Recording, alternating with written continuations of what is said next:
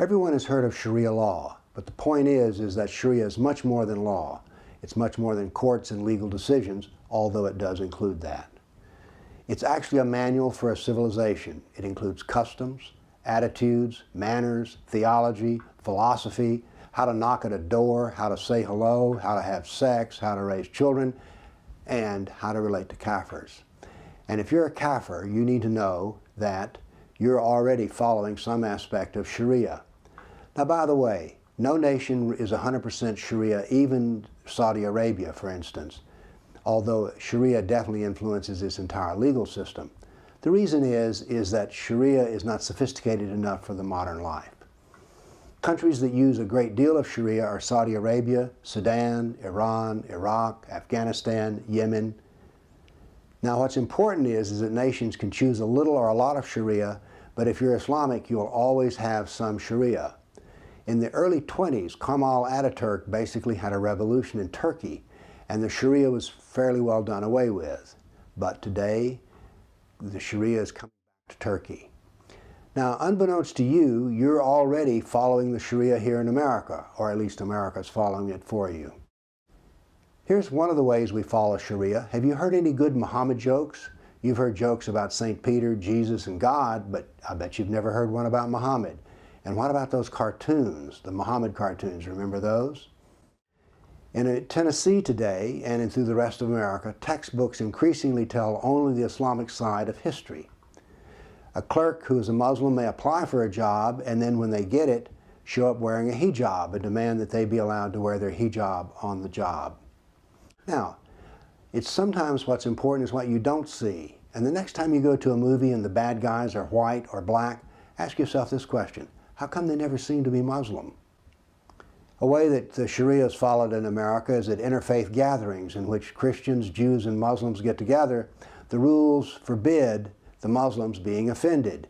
Well, that's one of the ways of following the Sharia.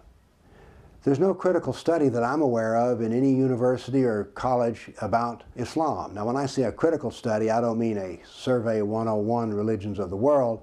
I'm talking about really criticizing aspects of the Quran. One of the ways that we follow the Sharia is we've adapted our language so that we never offend Muslims. There's no jihad, it's terrorism. And then we have the newest known word, which is combating violent extremism. If you want to measure this, read the 9/11 report. If you read the first 9/11 report, it includes words like Islam, jihad, and Muslim. No more, they're gone. Sharia financing and banking are being increasingly accepted in the United States and Europe. Law enforcement only uses Muslims to translate Arabic. But then again, law enforcement here in Tennessee can only be trained by those approved by the Muslim Brotherhood. The same is true at the federal level. Here in Tennessee and the rest of America, textbooks, if they deal with Islam, are written by Muslims. And here's what's important. The state of Tennessee enforces Sharia by, if you're asked a question, you're only allowed to be graded correct by giving an Islamic answer.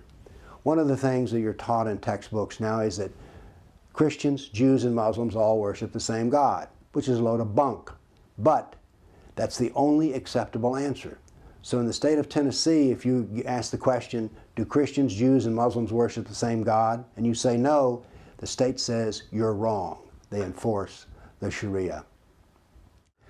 There are refugees coming to America. Only those approved by the OIC, Organization of Islamic Cooperation, get to come here. Have you ever noticed that we hear talk about Syrian refugees, but how come we don't hear about Christian refugees? Well, the Organization of Islamic Cooperation in the United Nations determines who we get, and the Sharia says that the Muslim is to always be given preference. So therefore, we get the Muslim refugees, very few Christian refugees. So these are all ways in which Islam is dictating the customs and habits and civilization of America. So, welcome to a Sharia America, because it's there whether you see it or not. Thank you.